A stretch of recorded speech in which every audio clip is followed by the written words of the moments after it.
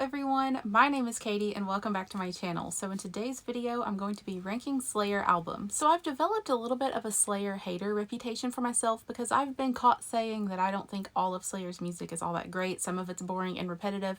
And today I thought it would be a good idea to actually sit down and talk about my opinions on each album and maybe beat the Slayer hater allegations. I don't know, we'll see. Alright, so this is what the tier list is looking like. The tiers are really simple. I didn't want to make it so creative and different. I just wanted to actually just rank them normally. So we have best, good, boring, and hate it. And I wonder if anything is going to end up in hate it. I'm not quite sure right now, but who knows. Okay, so we have the first album, Show No Mercy. So this is Slayer's debut album, and I actually really like this one. I like how they came in with some of the speed metal vibes, kind of like a Motorhead inspired situation. Overall, I do really like the sound of this album. I don't think it's worthy of being in best. I'm going to put it in good because it's overall solid, especially for a debut album. I mean, it's pretty impressive how strongly they first came onto the scene. I'm going to be talking about Tom Araya's vocals a lot throughout this video because some of the albums I just can't stand his voice and other ones I like it.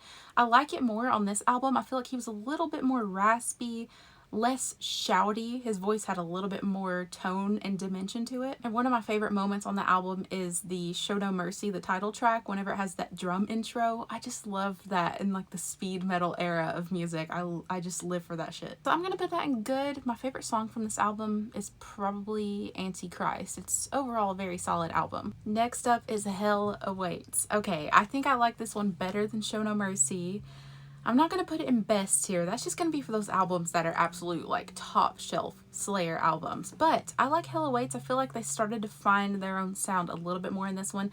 It seems like this is when they started doing those like evil sounding like descending notes riffs that Slayer is very well known for now. This one is like a little bit more thrashy than just speed, so I'm going to put it above Show No Mercy. I just feel like this one is a little heavier than the first. I will say some of the songs morph together on this album. I don't really think it's a no-skip album. I feel this way about a lot of Slayer albums. I just kind of get lost throughout like the middle. A lot of the songs start to sound the same and it's repetitive a little bit, so it does have that flaw. I do really like the mixing of the bass on this album. I like some of the early Slayer stuff. You can hear the bass a little bit more, whereas in the later albums you hear the drumming more mixed in. And there is one song on this album, I think it's called At Dawn They Sleep. That's probably my favorite that I can remember from this album. This one overall has a lot of really like underrated riffs. They kind of get outshined by the later albums, but this one has some bangers on it that I really wanted to learn on guitar. So that goes in the good tier. And now we have the legendary, the iconic Rain in Blood. Now, I feel like a lot of people are going to expect me to put this in the best tier because it's their most popular album. It's probably where Slayer first really made their mark on the world. This is like their most commercially successful album. If you could really say that, it's definitely their #1. It is one of the best thrash albums ever made, and it kind of feels like Hell Awaits' big brother. It feels like everything they wanted to do on Hell Awaits, they perfected on this one. It's a little bit darker, a little bit more aggressive. I think this is when they first fully became a thrash band. The Angel of Death riff. One of the best riffs ever made, one of the funnest ones to play. You know, the one that's like a minute and a half into the song.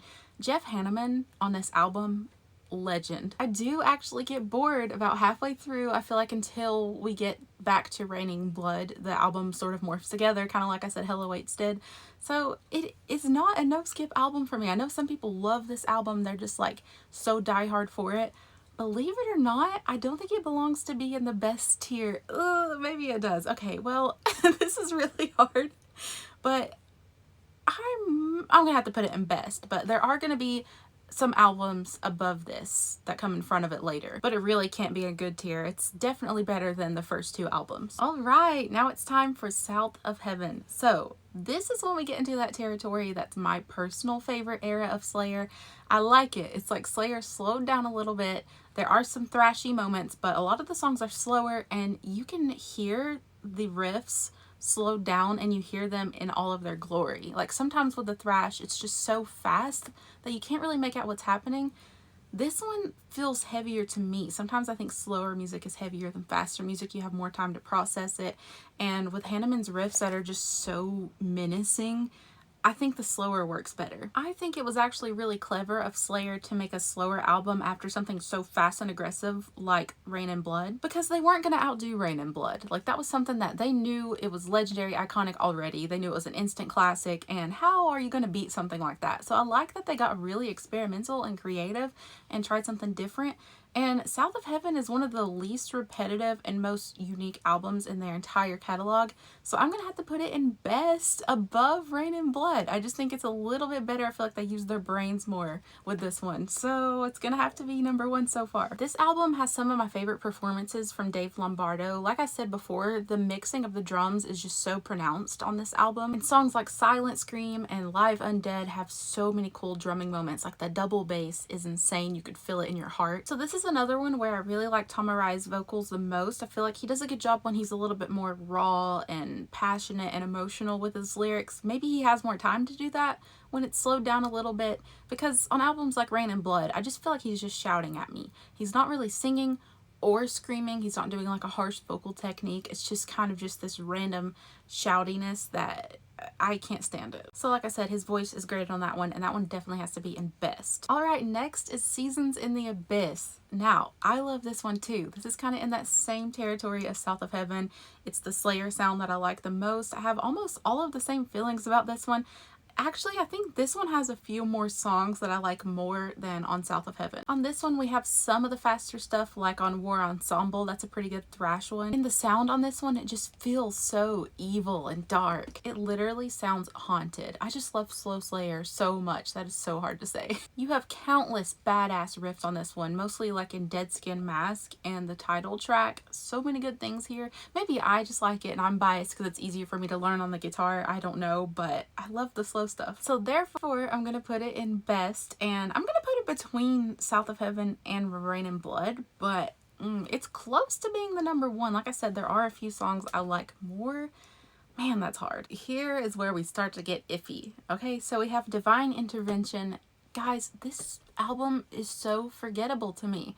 I don't think it's necessarily terrible, but it's just so hard to remember anything. The only song that even comes to mind is 213, I believe. This one it all just sounds like one long song to me. It doesn't really do anything for me. This is the point in Slayer's career that they kind of just lost me, and I'm just gonna have to say this one's boring. I'm not gonna say I hate it because it's genuinely not terrible. I don't think Slayer really is that capable of making terrible music. It's just their worst to me is just boring. Next up is Undisputed Attitude. Now this one has me kind of conflicted. I don't know exactly where to put this one. It's interesting because it feels like Slayer tried to make a more punk album instead of thrash. And, you know, some of it has the cool anarchist themes and fun lyrics. Musically, I don't like it at all. This is another one that I just find kind of boring. And there is a song on this album, Guilty of Being White.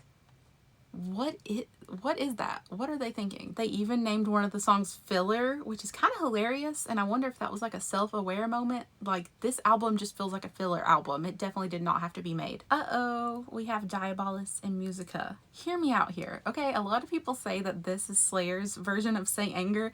People hate this album. It's definitely the most standout out of their entire discography. Definitely the most different out of all of them. But what if I told you guys that I don't hate this album?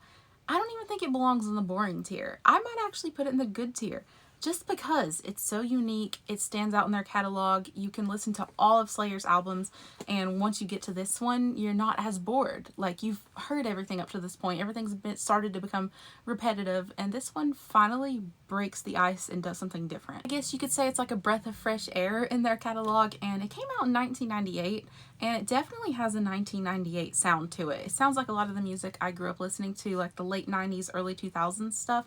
A lot of the metal from that time has the same vibe as this one, and I actually commend them for trying something new in that era and kind of trying to make their own version of what was popular around that time. Dare I say, I actually find this one pretty heavy, and maybe heavier than some of their other stuff. Think about like the intro track, that's a great one, or there's a song called Scrum that has this really cool like harmonizing guitar riff towards the end of the song. It has some pretty good bangers on it, and I find myself listening to this one more than these bottom two. God Hates Us All and I Hate This Album. We don't even have to talk about about it that much, I'm putting it in the hate tier. This one just feels like it lacks passion entirely. I feel like this is the time that Slayer probably should have broke up, and I don't know why they kept pushing on, because this album just shouldn't have been made. I feel like it was way too long. I feel like it could have had like half the songs and it would have been way better and no one would have cared, because it feels like another filler album. It's another one where I can't stand Tom's voice. Like, the music would be kind of bearable, but his voice just absolutely ruins it. It's super forgettable, and the only song I really remember is Threshold, so therefore it's gonna have to go in the hate it tier, and that's just how it is. Next up is Christ Illusion. So I feel like this one probably should go in the boring tier, but maybe closer to the top, because it isn't terrible.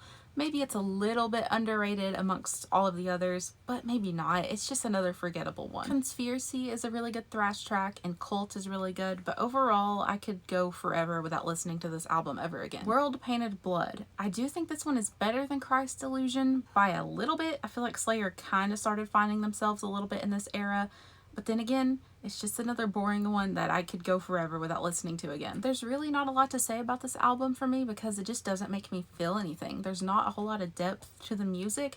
Like, it's kind of heavy and fast, but after a while, it's like Slayer is just so good and has done so many good things in the past with albums like Rain and Blood, that why would you even need this album? Maybe their problem is that they cursed themselves and did so good so early on that they just burnt out and they had no tricks up their sleeve anymore. I don't know. And last but not least, we have Repentless. So it's weird. I have a lot of feelings about this one. So this was Slayer's last album, and believe it or not, I actually think it's pretty good and a little bit underappreciated. This was a point in time that they had lost Jeff Henneman and Dave Lombardo, and you would think that they wouldn't be able to come up with a really good album in that time, but they kind of proved that they didn't necessarily need those two members to do that. And that's not a shot at anyone, especially not Jeff Henneman. May he rest in peace. Like, that is not what I'm trying to say. But I will say Paul Bostaff did a really good job coming back on this album, and overall I'm gonna have to say good, and maybe even above Diabolus and Musica. I think I might like this one so much just because it does remind me of South of Heaven and Seasons in the Abyss. It just has all the parts of Slayer that I like. It has Tom's voice that I like. He did a really good job on this one for once. It has a lot of those slower moments that I really enjoy, and think about songs like When the Stillness Comes. It has just like this beautiful ominous feeling to it. The drums really stand out to me on this album. Like I said, Paul Bostaff plays on this album, and he's actually in Kerry King's new band, by the way. Just a side note there.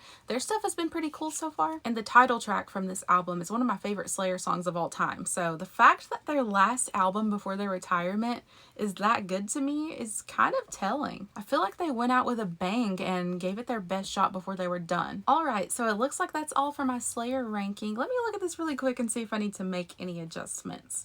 Honestly, this is exactly how I picture it in my mind. It's really tough for me to say if Seasons or South are my favorite ones. They're kind of tied. I might have to put Seasons in the front, but that one's just so close for me. But this is my list. Let me know in the comments down below what you agree with and disagree with. Let me know your favorite Slayer album of all time. And I guess that's all for this video. Thank you guys so much for watching. If you enjoyed it, make sure you hit the thumbs up and subscribe for more, and I'll see you in the next one. Bye!